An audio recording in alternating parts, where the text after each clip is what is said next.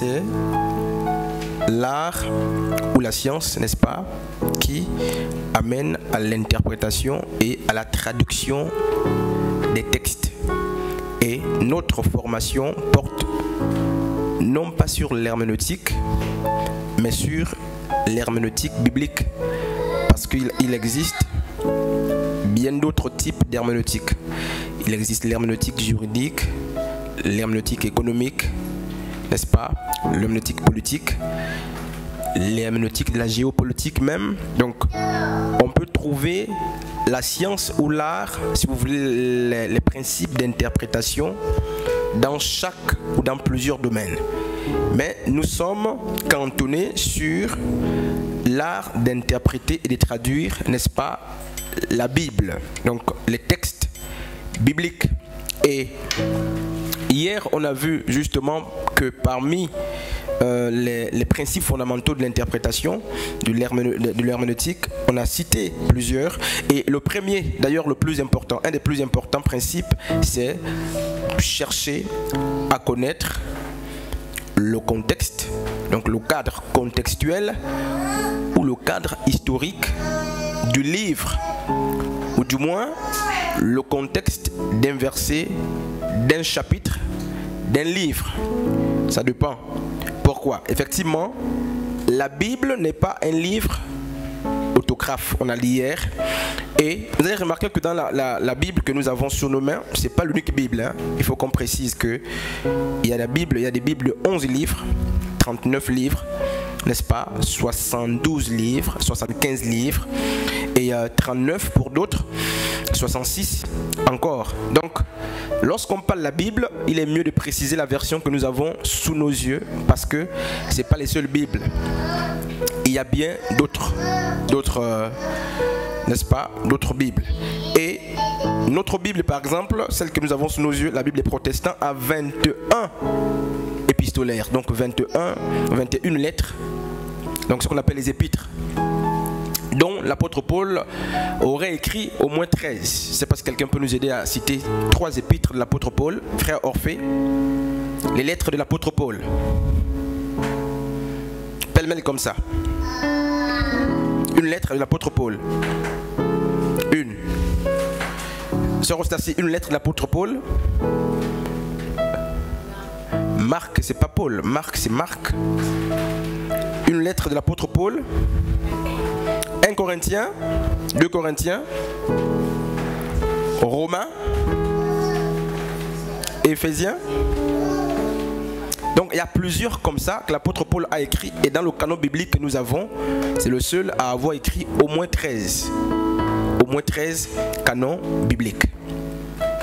Et vous allez remarquer justement que dans la plupart des lettres, Paul ne s'adresse pas aux Gabonais, il ne s'adresse pas à l'humanité.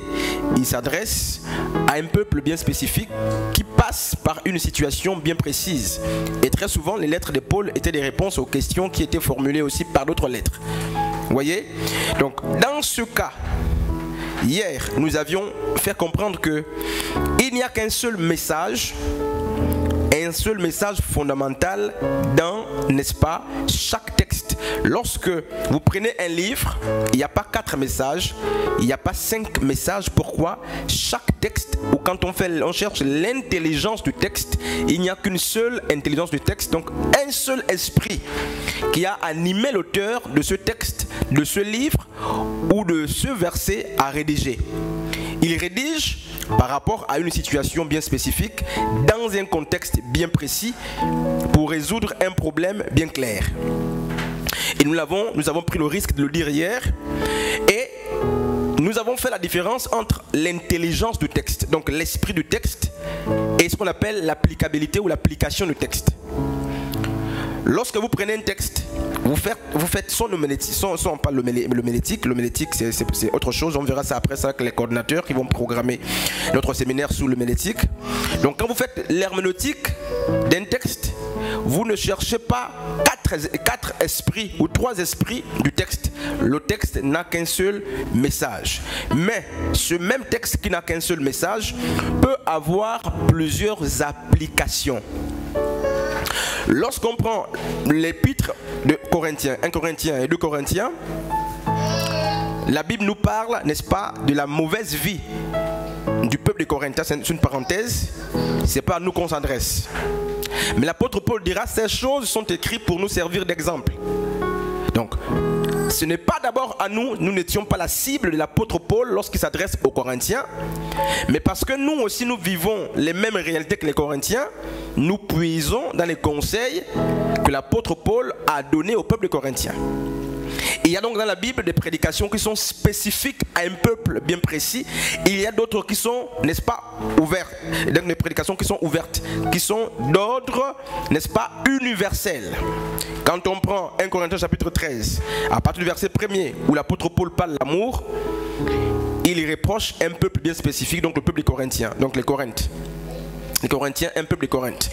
Mais nous aussi, on puise dans cette épître, quoiqu'à la base, cette épître ne nous concerne pas, parce que l'amour est une prédication universelle. Je ne sais pas si je réponds à la sœur Ostassi.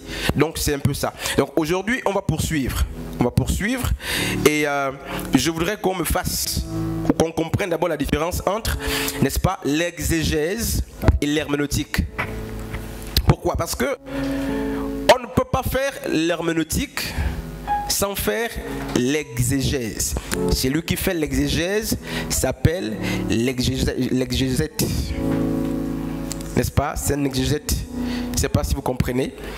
Et il ne faut pas confondre l'exégèse et l'herméneutique. C'est deux dimensions, n'est-ce pas, qu'on utilise pour la compréhension des choses cachées, donc pour l'interprétation, la traduction.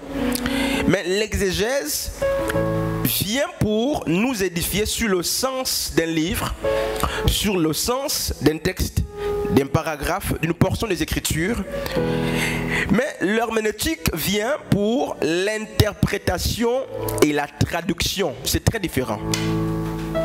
Je ne sais pas, mon souhait, est-ce qu'on comprenne, l'exégèse consiste en une étude minutieuse du texte biblique pour essayer d'en comprendre le sens original.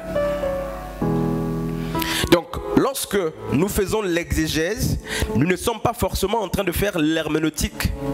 Parce que, au-delà de l'exégèse qui